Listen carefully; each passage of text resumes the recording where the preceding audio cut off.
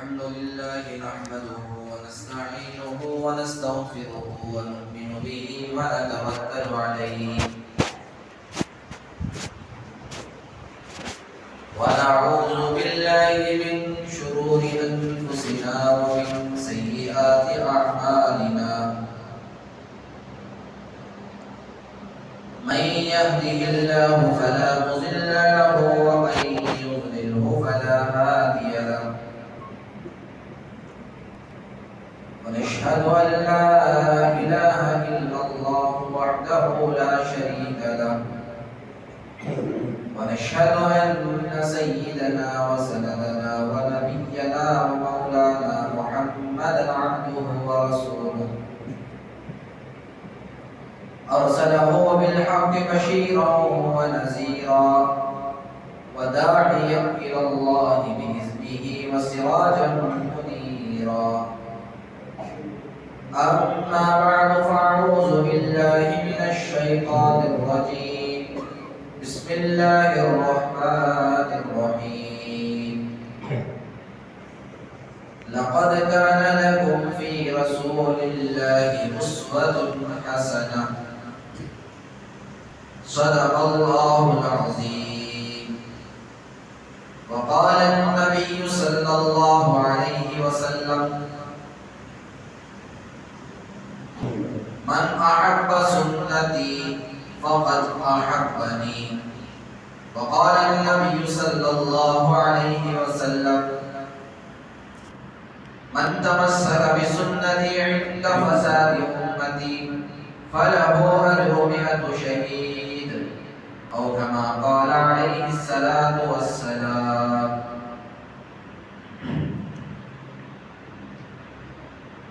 تمام تعریفیں اس رب ذوالجلال کے لیے ہیں جو بڑا ہی مہربان نہایت رحم والا مالک ہے. درود و سلام کا نذرانہ ہو سرکار دو عالم جناب محمد رسول اللہ صلی اللہ علیہ وسلم پر، جن کے صدقے سے اللہ رب العزت نے ہم سب کو ایمان کی دولت سے سرفراز فرمایا ہے. میرے محترم عزیز دوستو، اللہ تبارک و تعالیٰ نے ہم سب کو دنیا میں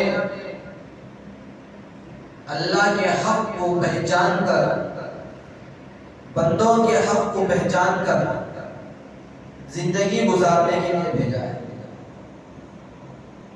سب سے پہلا حق اللہ کا ہے اور دنیا میں دوسرا حق بندوں کا ہے.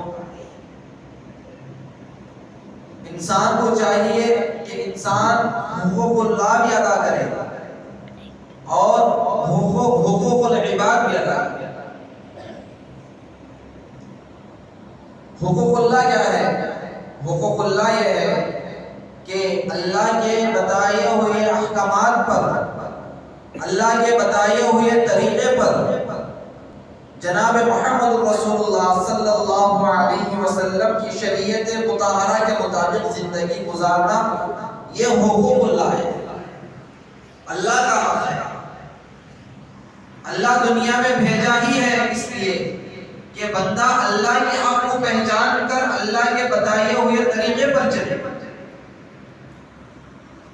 منمانی زندگی چھوڑ کر رب چاہی زندگی کو اختیار کرنے والا بنے. اللہ جیسا ہمیں چاہتے ہیں اس طریقے سے ہم کام کرنے والے بنے. اللہ جس طریقے سے ہمیں بتا رہے ہیں اس پر ہم عمل کرنے والے بنے. قرآن جو کرنے کا حکم دے رہا ہے وہ کام ہم کریں. جیسا کہ اللہ نے فرمایا نماز کو قائم کرو وَأَقِمِ الصَّلَاةَ، یہ اللہ کا حکم ہے. نماز اللہ کا حق ہے، زکوٰۃ اللہ کا حق ہے. اگر کسی کو اللہ نے مال عطا فرمایا ہے تو مال اس کے لیے ضروری ہے کہ وہ آدمی زکوٰۃ ادا کرے. وہ زکوٰۃ ادا کرنا بھی ایک اللہ کا حق ہے، نماز ادا کرنا بھی ایک اللہ کا حق ہے. اگر کسی کو اللہ نے مال عطا فرمایا ہے، وہ حج کر رہا ہے، تو وہ بھی حج بھی یہ ایک فریضہ ہے، وہ فریضہ اس کے لیے ادا کرنا واجب ہے، فرض ہے. اگر کسی کو اللہ نے مال سے نوازا، نماز، روزہ، حج، زکات، جتنے بھی چیزیں ہیں، یہ تمام کی تمام چیزیں یہ اللہ سے تعلق رکھتی ہیں، اللہ کا جوڑ ہے ان سے. آدمی نماز نہیں پڑھتا تو اللہ قیامت کے دن اسے سوال کریں گے کہ ارے بھائی، میں نے تجھے تو زندگی عطا فرمائی تھی، میں نے تجھے مہلت دی تھی، میں نے تجھے صحت دی تھی، نماز پڑھنے کا حکم تھا، 5 وقت تیرے اوپر نمازیں تھی، تو نماز ادا کیا یا نہیں ادا کیا؟ وہ اللہ قیامت کے دن بندے سے سوال کریں گے. نماز کا معاملہ اللہ اور بندے کا ہے. اگر ہم دنیا کی نعمتوں کو استعمال کر رہے ہیں، دنیا کی چیزوں کو استعمال کر رہے ہیں، اللہ کی دی ہوئی نعمتوں کو استعمال کر رہے ہیں، اللہ نے ہمیں جان عطا فرمائی، اللہ نے ہمیں صحت عطا فرمائی، اللہ نے ہمیں آنکھ عطا فرمائی، اللہ نے ہمیں سننے کی صلاحیت عطا فرمائی، اللہ نے ہمارے جسم کے اندر جتنے بھی اعضاء ہیں وہ تمام اعضاء کو صحیح طریقے سے بنایا. یہ اللہ کی نعمت نہیں تو اور کیا ہے.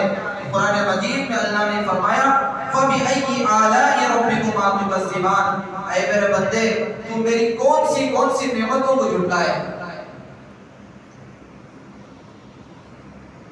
قرآن مجید میں اللہ نے فرمایا وَإِن تَعُدُّوا نِعْمَتَ اللَّهِ لَا تُحْصُوهَا، اے میرے بندے، اگر تم میری نعمتوں کو شمار کرنا چاہے، گننا چاہے، اندازہ لگانا چاہے، تو تیرے اندر وہ طاقت نہیں ہے، تیرے اندر وہ صلاحیت نہیں ہے کہ تم میری نعمتوں کو شمار کر سکے.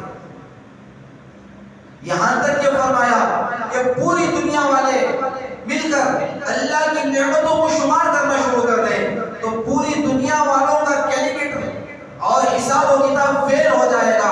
اتنی زیادہ نعمتیں اللہ مجھے اور آپ کو دے رہے ہیں. یہ سمجھنے کی بات ہے میرے عزیز دوستوں، یہ سمجھنا ہے ہمارے لیے. آج ہم اللہ کے نعمتوں کو جھٹلا رہے ہیں، اللہ کی نافرمانی کر رہے ہیں، اللہ کی نعمتوں کو استعمال کر کر احسان فراموش کر رہے ہیں. ہمارے سامنے نماز ہوتی ہوئی نظر آتی ہے، نماز کا وقت ہوتا ہوا نظر آتا ہے، لیکن ہمارے دل کے اندر تھوڑا برابر بھی یہ گرا محسوس نہیں ہوتا میں تو اللہ کی اتنی نعمتیں استعمال کر رہا ہوں، میرا فرض بنتا ہے کہ میں اب دنیا کے کاموں کو چھوڑ کر اللہ کے سامنے جا کر سجدہ ریز ہو جاؤں. ہمارے دل کے اندر وہ احساس ختم ہو گیا. کیوں؟ اس لیے کہ ہم اللہ کی نعمتوں کے بارے میں غور و فکر کرنا چھوڑ دیے، احساس کرنا چھوڑ دیے، شمار کرنا چھوڑ دیے.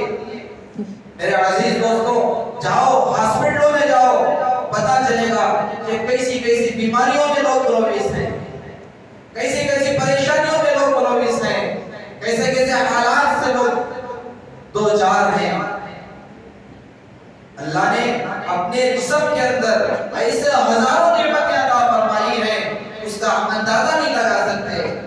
قرآن مجید میں اللہ نے فرمایا وَفِي أَنفُسِكُمْ أَفَلَا تُبْصِرُونَ، اے میرے بندے، میری قدرت کو اگر پہچاننا ہے، میری قدرت کو اگر جاننا ہے، میری نعمتوں کا اندازہ لگانا ہے، تو کم از کم تو اپنے جسم کو تو دیکھ لے، اپنے اندر تو جھانک کر دیکھ لے، ایک اپنی نعمتوں کا اظہار ہو جائے.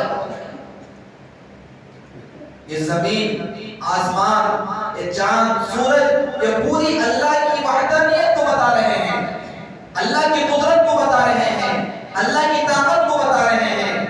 یہ بارش کا برسنا، یہ زمین سے اناج کا نکلنا اور سورج کا نکلنا، چاند کا نکلنا اور وقت پر جو ہے بارش ہونا، اور یہ بڑے بڑے پہاڑ اور بڑے بڑے جنگلات جو ہیں، یہ اللہ کے ایک ہونے کی گواہی دے رہے ہیں، اللہ کی قدرت کو بتا رہی ہیں. اللہ بہت بڑی قدرت والا ہے. ان اللہ علی کل شیء قدیر، اللہ ایسی قدرت والا ہے، ایسی قدرت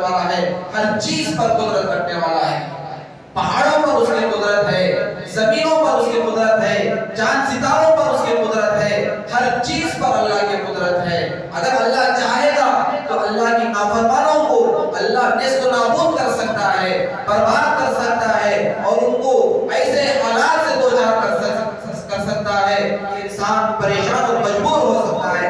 लेकिन अल्लाह अरहमुर राहिमीन है, अल्लाह सत्तार है, अल्लाह गफ्फार है, अल्लाह रहम करने वाले हैं। अल्लाह ये चाहते हैं कि मेरा बंदा आज नहीं तो कल बदल जाएगा, आज नहीं तो कल मेरे अहकामात पर चलने वाला बन जाएगा, आज नहीं तो कल कुरान के मुताबिक जिंदगी गुजारने वाला बन जाएगा। अल्लाह हमें ढील दे रहे हैं, अल्लाह हमें छोड़ रहे हैं कि मेरा बंदा जहन्नम के रास्ते से हटकर जन्नत में जाने वाला बन जाए। तो अल्लाह फरमाते हैं सूरह मुल्क में, तबारकल्लज़ी बियदिहिल मुल्क, बाबरकत है वो ज़ात जिसने दुनिया को बनाया, तबारकल्लज़ी बियदिहिल मुल्क, जिसके कब्जे में बादशाहत है, दुनिया की बादशाहत है, आखिरत की बादशाहत है।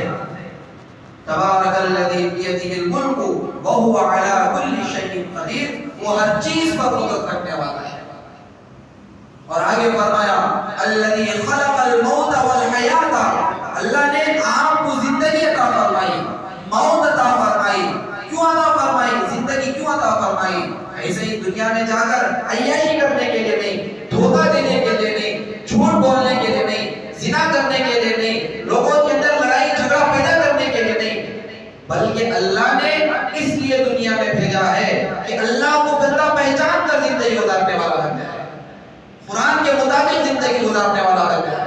अल्लज़ी खलक़ल मौत वल हयाता, अल्लाह ने हमें जिंदगी भी दी, 60-70 साल की जिंदगी भी दी।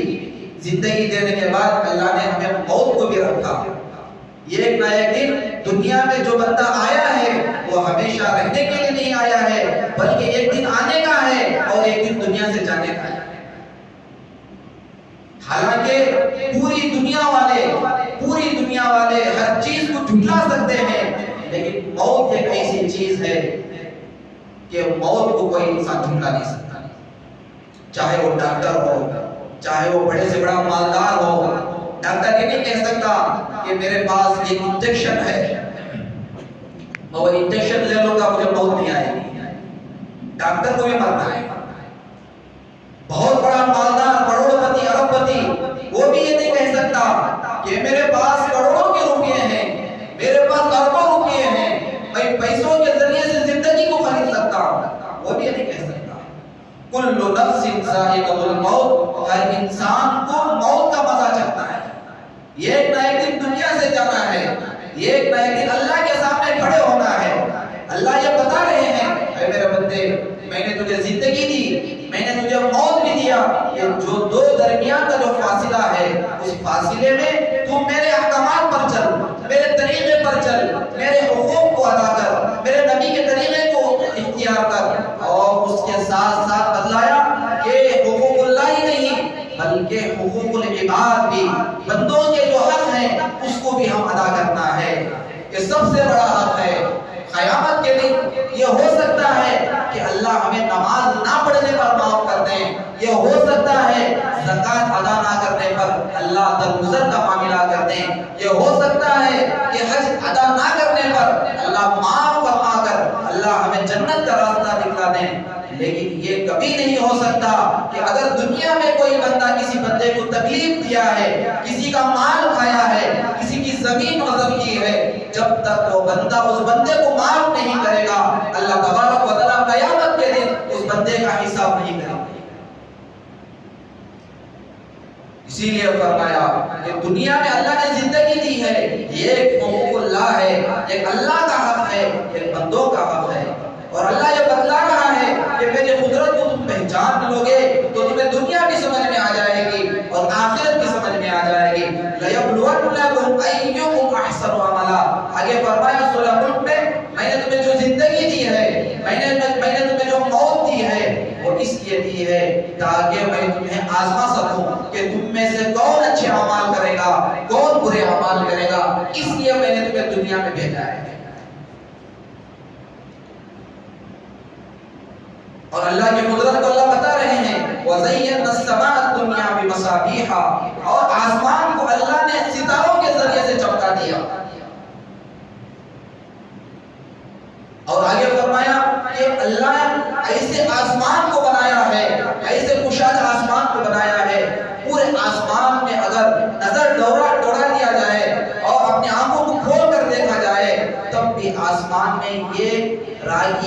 دانے کے برابر بھی سوراخ نظر نہیں آئے گا. اتنا بڑا آسمان اللہ بنایا. اور آگے فرمایا کہ میں ایسے آسمان کو بنایا ہوں کہ اس کا کوئی ستون نہیں ہے, اس کا کوئی پلر نہیں ہے. یہ اللہ کے قدرت کو پہچاننے کا منظر ہے میرے عزیز دوستو. اگر ہم کوئی دنیا کی نئی چیز کو دیکھتے ہیں تو ہماری آنکھیں للچاتی ہیں اور محبت کی نظر سے دیکھ کر اس کی بنانے والے کی تعریف ہماری زبان سے بے ساختہ نکلتی ہے. اتنا بہترین چیز اس نے بنایا. لیکن افسوس کی بات یہ ہے کہ اللہ کی نعمتوں کو ہم دیکھ رہے ہیں, اللہ کی نعمتوں کا ہم استعمال کر رہے ہیں, آسمان کی طرف دیکھ رہے ہیں, پہاڑوں کی طرف دیکھ رہے ہیں, جنگلات کی طرف دیکھ رہے ہیں, انسانوں کی طرف دیکھ رہے ہیں. ہر چیز پر اللہ کی قدرت نظر آتی ہے. ہر چیز یہ گواہی دے رہی ہے کہ اللہ ایک ہے. اللہ کی قدرت کو پہچان لو. دنیا مختصر سی زندگی ہے, اس مختصر سی زندگی میں تمہیں چاہیے کہ تم قرآن کے مطابق زندگی گزارو, اللہ کے احکامات کے مطابق زندگی گزارو, اللہ کو پہچان کر زندگی گزارو, حقوق اللہ ادا کرتے ہوئے زندگی گزارو. اور بندوں کے حق جو ہیں, میاں بیوی کے جو حق ہیں, رشتہ داروں کے جو حق ہیں, پڑوسیوں کے جو حق ہیں, دوستوں کے جو حق ہیں, تمام کے حقوق کو ادا کرتے ہوئے اس دنیا سے جانا ہے.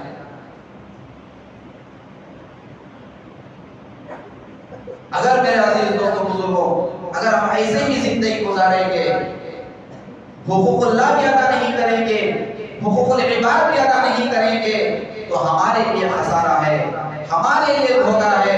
ہماری دنیا بھی خراب ہو جائے گی, ہماری آخرت بھی خراب ہو جائے گی.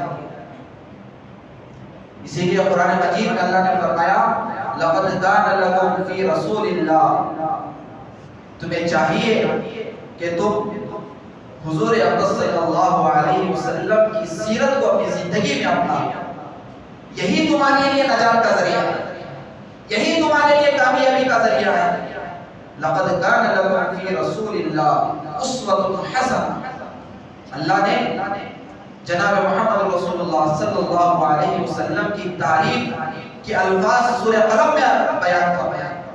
نون والقلم وما يسطرون ما انت بنعمت ربك بمجنون وانك لعلى خلق عظیم. اللہ کے نبی علیہ الصلوۃ والسلام کے اخلاق کے بارے میں, ان کی زندگی کے بارے میں اللہ نے تعریف فرمائی. اگر انسان نجات چاہتا ہے, اگر انسان کامیاب ہونا چاہتا ہے, تو ہمیں چاہیے کہ ہم جناب محمد رسول اللہ صلی اللہ علیہ وسلم کی زندگی کو ہماری زندگی کا مشن بنائیں. حدیث میں اللہ کے نبی صلی اللہ علیہ وسلم نے فرمایا من احب سنتی فقد احبنی. اللہ کے نبی صلی اللہ علیہ وسلم نے فرمایا جو آدمی میری سنت سے محبت کرتا ہے, جو آدمی میرے طریقے سے محبت کرتا ہے, گویا کہ وہ مجھ سے محبت کرتا ہے. آج الٹا ہو گیا ہے مسئلہ. آج اللہ کے نبی صلی اللہ علیہ وسلم سے ہم محبت کرتے ہیں, محبت کا دعویٰ تو کرتے ہیں, لیکن ان کی سنتوں سے محبت نہیں کرتے. لیکن حدیث اس طریقے سے ہے, اللہ کے نبی صلی اللہ علیہ وسلم نے فرمایا من احب سنتی, جو آدمی میری سنت سے محبت کرتا ہے. محبت کرنے کا مطلب کیا ہے؟ محبت کرنے کا مطلب یہ ہے کہ اس سنت پر عمل کرتا ہے, اس سنت کو اپنی زندگی میں اتارتا ہے. وہ سنت کیا ہے؟ اخلاق ہے, محبت ہے, اللہ کے بتائے ہوئے طریقے پر چلنا ہے, اور بندوں کے حقوق ادا کرنا ہے, اللہ کا حق ادا کرنا ہے. یہ تمام چیزیں شریعت ہیں. فرمایا کہ جو آدمی میری سنت سے محبت کرتا ہے, گویا کہ وہ میرے سے محبت کرتا ہے. ایسا نہیں فرمایا کہ جو میرے سے محبت کرتا ہے وہ میری سنت سے محبت کرتا ہے, ایسا نہیں فرمایا. بلکہ جو آدمی سنت پر عمل کرتا ہے, سنت کے مطابق زندگی گزارتا ہے, اس کی شادی سنت کے مطابق ہوتی ہے, اس کی زندگی سنت کے مطابق ہوتی ہے, اس کے بچوں کی زندگی سنت کے مطابق ہوتی ہے, اس کا گھر کا ماحول سنتوں سے آراستہ ہے, سنتوں سے سوار دیا ہے, تب جا کر وہ آدمی حضور صلی اللہ علیہ وسلم سے محبت کرنے کا صحیح معنی میں حقدار ہے. اور ایک حدیث میں جناب محمد رسول اللہ صلی اللہ علیہ وسلم نے فرمایا من تمسک بسنتی عند فساد امتی، جو آدمی میری سنت کو مضبوطی کے ساتھ پکڑتا ہے ایسے وقت میں جو پرفتن ماحول ہو، حالات نازک ہو، پریشانی کے عالم میں، تکالیف کے عالم میں، جب میرا امتی میری ایک سنت کو مضبوطی کے ساتھ پکڑ لیتا ہے، اس کی زندگی میں اتار لیتا ہے، تو اس کے لیے خوشخبری رسول اللہ صلی اللہ علیہ وسلم نے فرمایا کہ من تمسک بسنتی عند فساد امتی فلہ، اس کے لیے اجر مئۃ شہید، 100 شہیدوں کا ثواب عطا فرمائیں گے۔ اللہ اکبر۔ یہ ایک سنت پر عمل کرنے پر جو امت کے فسادات ہوں اور امت میں نا اتفاقی ہو اور برائی کا ماحول ہو، عیاشی کا ماحول ہو اور زنا کا ماحول ہو اور سود خوری کا ماحول ہو اور نشے کا ماحول ہو اور چھوٹے چھوٹے بچے، بڑے بڑے لوگ آج سود خوری میں ملوث ہیں، شراب نوشی میں ملوث ہیں اور بدکاری میں ملوث ہیں، زنا کاری میں ملوث ہیں۔ اگر اللہ کے نبی صلی اللہ علیہ وسلم کی محبت کو سامنے رکھتے ہوئے، قرآن کو سامنے رکھتے ہوئے، اللہ کو ڈرتے ہوئے جو بندہ شراب سے دور جاتا ہے، جو بندہ زنا سے دور جاتا ہے، جو بندہ گانجا اور افیون سے دور بھاگتا ہے، اس آدمی کو ایک سنت پر عمل کرنے کی وجہ سے، یہ ایک سنت پر اس کی زندگی بلانے کی وجہ سے اللہ کے نبی صلی اللہ علیہ وسلم نے اس کے لیے خوشخبری یہ دی کہ اس کے لیے قیامت کے دن 100 شہیدوں کا ثواب عطا فرمائیں گے اللہ تبارک و تعالی۔ میرے عزیز دوستوں بزرگوں، یہ عمل کرنے کا موقع ہے، یہ زندگی مختصر سی زندگی ہے، اگر اس زندگی کے اندر ہم اللہ کو پہچانیں گے نہیں اور نبی صلی اللہ علیہ وسلم کے طریقے پر چلیں گے نہیں تو ہماری زندگی کے اندر پریشانیاں آئیں گی، مصیبتیں آئیں گی اور حالات آئیں گے۔ اور قرآن مجید میں اللہ نے فرمایا ظہر الفساد فی البر والبحر بما کسبت ایدی الناس، یہ قرآن کی آیتیں آپ حضرات کے سامنے میں بتا رہا ہوں۔ دنیا میں جو فتنے، فسادات، لڑائی جھگڑے، خون ریزی اور بدکاری ہوگی، یہ اللہ کی طرف سے نہیں ہوگا بلکہ لوگوں کی بدعملیوں کی وجہ سے یہ حالات پیدا ہوں گے۔ ہم یہ کہتے ہیں کہ حالات بگڑ گئے، پریشانیاں آ گئی، مصیبتیں آ گئی، یہ اللہ کی طرف سے نہیں ہے، یہ بلکہ ہمارے اعمال کا نتیجہ ہے، ہمارے اعمال کا کرتوتوں کا نتیجہ ہے۔ جیسی کرنی ویسی بھرنی ہے۔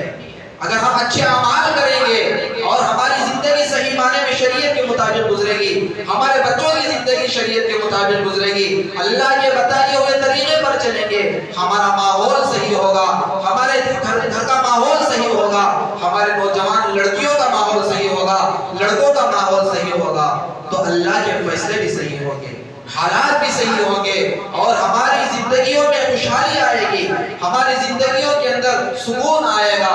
آدمی پریشان ہے، آدمی مصیبتوں میں لگا ہوا ہے، ہر آدمی یہ چاہتا ہے کہ میں سکون حاصل کر لوں، میں اپنی زندگی اطمینان کے ساتھ گزار لوں۔ میرے عزیز دوستوں، دنیا کے اندر اللہ نے ہرگز سکون نہیں رکھا ہے، بلکہ سکون تو اللہ نے اپنے دین میں رکھا ہے۔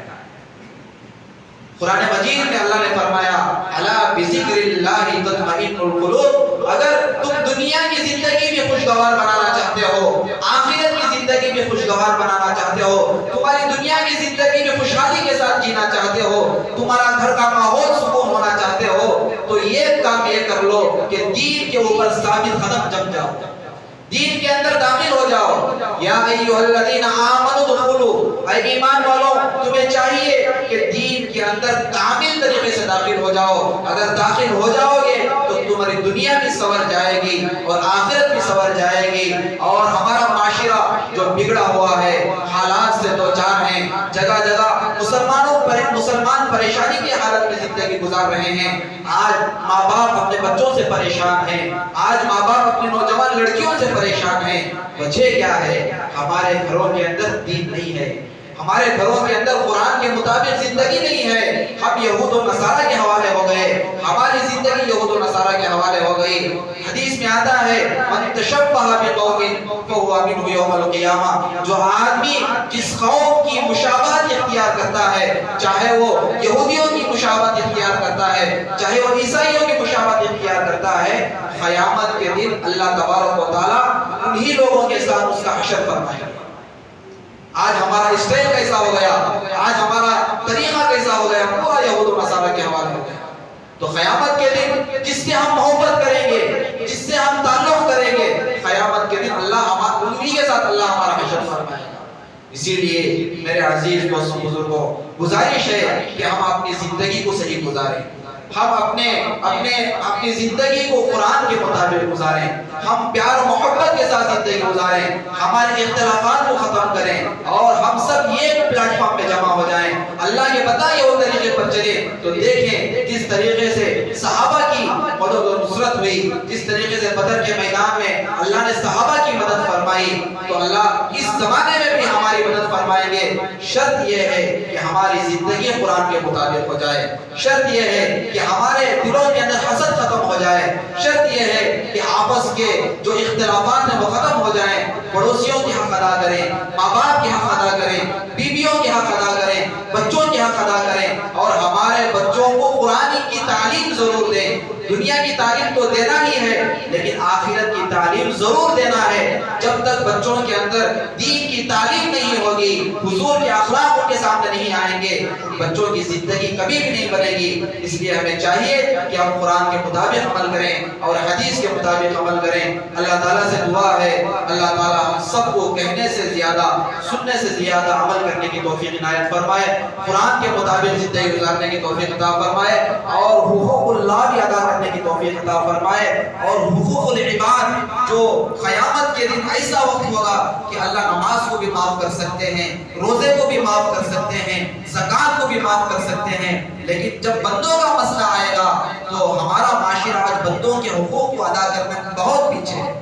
بھائی کا حق ادا نہیں کر رہا ہے، بچہ ماں باپ کا حق ادا نہیں کر رہا ہے، اور پڑوس میں رہتے ہیں، ایک محلے میں رہتے ہیں، آپس میں لڑائی جھگڑا کرتے ہیں، آپس میں حسد کرتے ہیں، آپس میں دشمنی کرتے ہیں۔ یہ تمام چیزوں کو ہم ختم کریں گے تو اللہ کی مدد بھی شامل حال ہوگی۔ اللہ سے دعا ہے اللہ تعالیٰ ہم سب کو حقوق اللہ کے ساتھ، حقوق العباد کے ساتھ زندگی گزارنے کی توفیق عنایت فرمائے، اللہ کہنے سے سننے سے زیادہ عمل کی توفیق عطا فرمائے۔ آمین۔ وآخر دعوانا الحمد للہ رب العالمین۔